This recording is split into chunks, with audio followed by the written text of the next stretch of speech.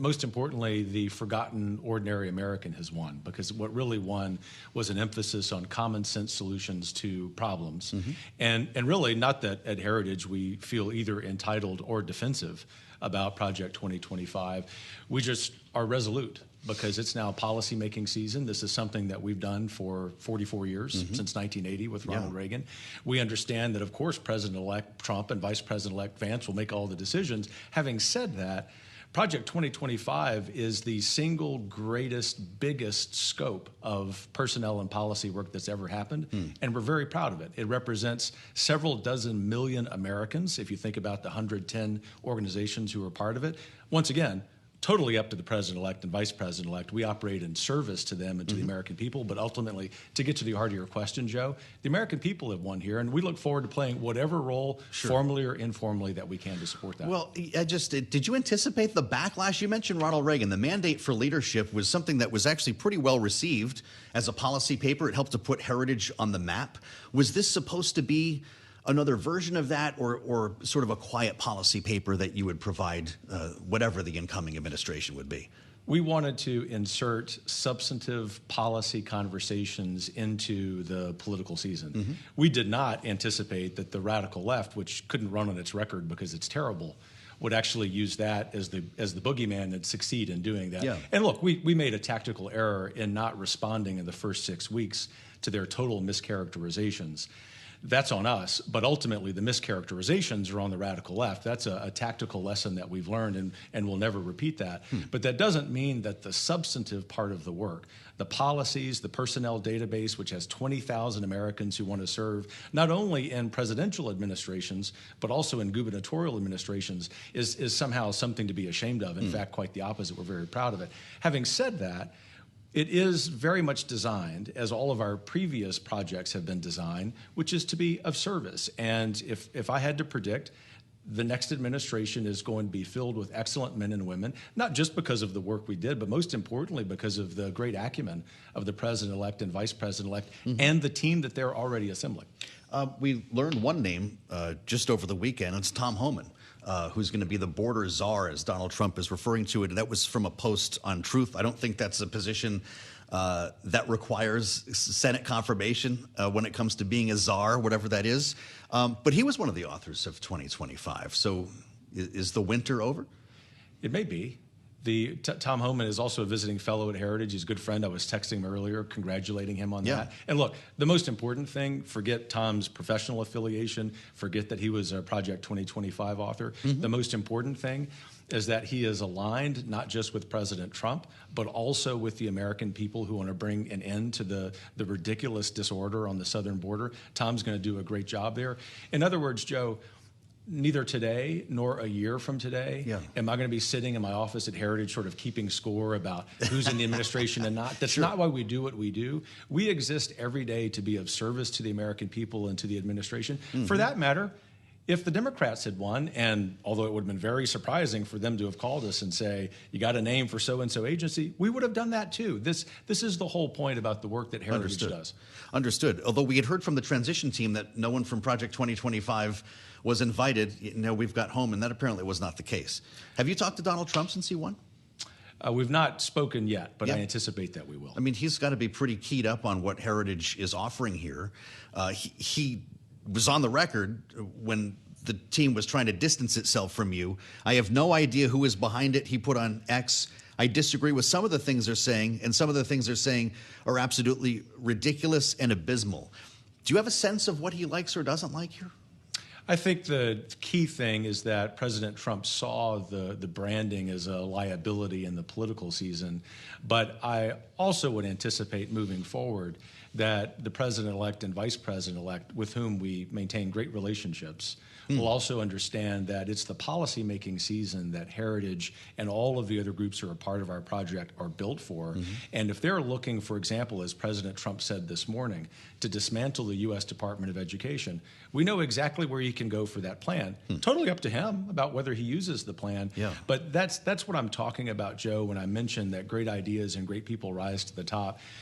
All of the political calculations of the last few months, which were very understandable and about which we have no hard feelings, are in the past. We're now in the policymaking season. We think that this is the beginning of a golden era of conservative reform. I will say that because the work of Project 2025 represents the conservative movement, it would be very difficult for anybody to implement policies on education, on the border, on taxation, without at least consulting those ideas and people. That's not some arrogant or hubristic comment on our part. That's just the nature of how policymaking works. Well, so you're back, and you're back with a new book, Dawn's Early Light. It was originally supposed to release in September. Was it your decision to postpone the release? What went into that? 100% my decision, and that was because as president of the Heritage Foundation and Heritage Action for America, I'm a busy guy, like a lot of people are. You can relate to that yourself. And at Heritage Action for America, which is our 501c4 more political arm, we were busy registering almost 100,000 voters in Arizona and Georgia, doing the appropriate ballot chasing to get them to the polls, and succeeded in doing that. And we just thought it would be better in terms of using my time for me to be zealously focused on getting conservative policymakers in a position to have a good conversation and delay the release of the book until this month. So you didn't think it would jeopardize Donald Trump's chances of being elected or other Republicans based on what you were hearing about 2025? No, and I understand the question, which is very fair, but not at all. In fact, if you get around to reading the book, you will see the book is a reflection of Trumpism. I mean, this is really where the conservative movement in America are going. And I think because the book is far more oriented around ideas and where we take the movement, the time for that conversation is after the election. Well, I'll tell you, it's really interesting because I wish I had more time with the book, but I did spend the weekend with it. And you write, for America to flourish again, the institutions you talk about don't need to be reformed, they need to be burned. And you have a list of them. Burn them to the ground. Every Ivy League college, the FBI, the New York Times, the National Institute of Allergy and Infectious Diseases, the Department of Education, which you mentioned, 80% of Catholic higher education, BlackRock, the Loudoun County Public School System, the Boy Scouts of America, Bill and Melinda Gates Foundation, the World Economic Forum, the Chinese Communist Party, and the National Endowment for Democracy. Do you see all of these as being on the same side of something? Is this the uniparty you talk about? Why burn them? And what's important context for the list that you have there is the metaphor that I use of a controlled burn. So obviously we're talking about metaphorically regenerating these institutions. But what all of those institutions have in common is that they have forgotten the importance of the everyday American and how so much of the work that they do is oriented around concentrating power in either Washington or New York. There are good people in some of those institutions and in Washington and New York, but what the American people told us last week is that it's time for power to be devolved from those elite institutions back to the states and back to the American people. My book places an emphasis on revitalizing federalism because that gives the people closest to power the opportunity to actually have a say in their government. By the way, I think that's what we're going to see in the next few years. BlackRock, Larry Fink supports Trump, right? BlackRock and Larry Fink may have supported President Trump, but before that decision, which I would just speculate is largely political, underwrote a dramatic reorientation of capital from being focused on making profit, which I know you and me and your audience care about, to a socialized idea of ESG. And I'm really glad that one of the great things that has happened in terms of policy, in fact, one of the things we talk about in Project 2025 and at Heritage, is undermining the ridiculous work of Larry Fink and BlackRock. So it's ESG, not China investment, that turned you. It's both when it comes to BlackRock. And they're very much related, as you no doubt know. Well, no, I don't actually. Well, in fact, let's just take the E in ESG and the environmental emphasis. That actually favors the Chinese Communist Party. I see where you're going. Understood. So here's the thing that strikes me after spending some time with your book. You and I are from really different places. You grew up in Lafayette, Louisiana, which is a great town, by the way, and I've been there more than once, I want you to know. I'm from a place called Putnam, Connecticut. May as well be from two different planets. My town, I think, was smaller than yours, though. And while you grew up and saw the big oil bust and what happened to families and to households in Lafayette, for me, it was the textile mills, right? We had all of those in these mill towns in Connecticut. They all closed when I was a kid, when the 1980s got there. Then the shopping malls opened, and all the Main Street stores closed.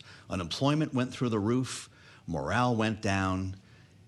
very similar cultural impact, even though we're talking about massively different industries, different geography, different values, I suppose, between a New England family and Louisiana, but actually maybe more similar than you think. You have French-Canadian ancestors. I do too. So we have the same scenario here, and there are different potential solutions, right? Joe Biden's been talking about reshoring and friendshoring and trying to bring jobs back that way. We had the CHIPS Act.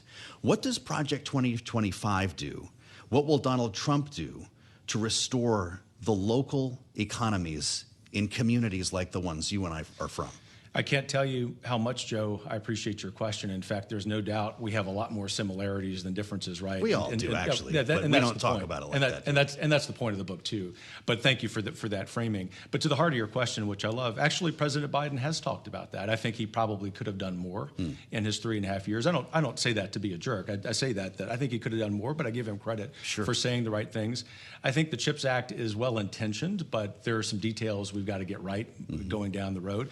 But ultimately, where the policy emphasis needs to be is, A, looking at the trade-offs when you have a globalized economy. It isn't that globalization is bad, obviously.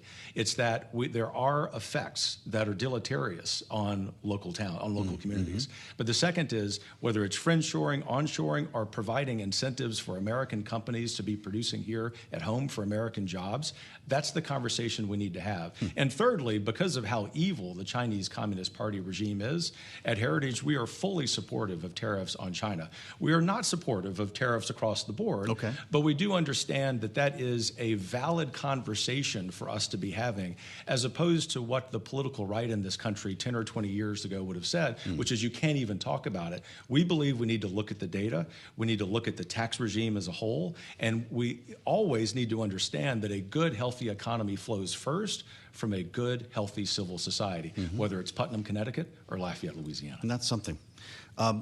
Lastly, I want to ask you about personal liberties. I don't want to do the abortion debate here on the air. We've been doing that for months, and I know where you stand on this. You talk about it at length. You highlighted trans as an issue in this campaign. The Republican Party did and got a lot of result from some advertising in that area. Are you focused on minors, on parents, on schools, or are you focused on an adult who says, hey, I have a different view of the world and myself than you do when it comes to things like gender dysmorphia? Should an adult be allowed to do what they want to do with their own body? From a policymaking standpoint, especially over the next few years, we're focused on minors. But the reason that we at Heritage are so concerned about transgender ideology is because it harms any human person it touches. We love every human person. We believe in the dignity of every human person. And it's on those grounds that we think, even for adults, this is problematic. Problematic because they're talking to kids about it, or they're going to somehow infect other adults? What's your worry? Both.